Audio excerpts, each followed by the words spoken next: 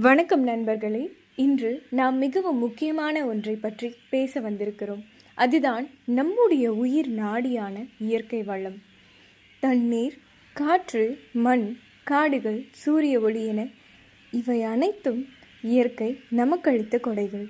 இவை இல்லாமல் நாம் வாழவே முடியாது. இயற்கை வளங்கள் என்பவை மனிதனின் தலையீடு இல்லாமல் சுற்றுச்சூழலில் இயற்கையாகவே காணப்படும் பொருட்கள்.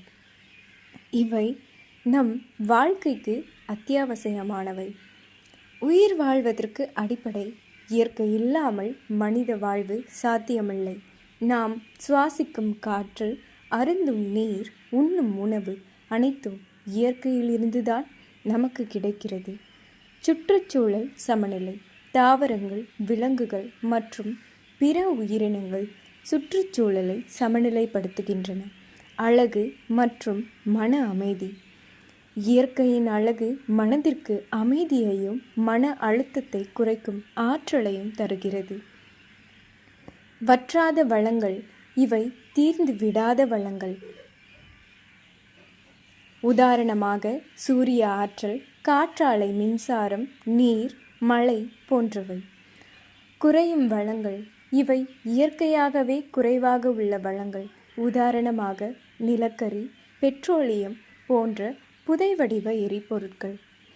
எதிர்கால சந்ததியினருக்காக நம்முடைய செயல்பாடுகளால் இயற்கை வளங்களை நாம் அழித்தால் எதிர்கால சந்ததியினர் வாழ முடியாது. மாசுபாட்டை குறைத்தல்.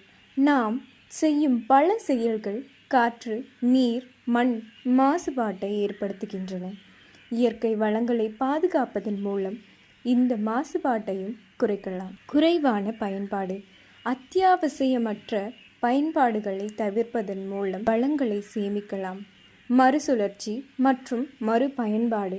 பிளாஸ்டிக் போன்ற பொருட்களை மறுசுழற்சி செய்து பயன்படுத்தலாம். மரம் நடுதல். மரங்கள் காட்டுயிர்களை பாதுகாக்கவும் சுற்றுச்சூழலை மேம்படுத்தவும் உதவுகின்றன. நீர் சேமிப்பு. தண்ணீரை வீணாக்காமல் சிக்கனமாகவும் பயன்படுத்துவது அவசியம்.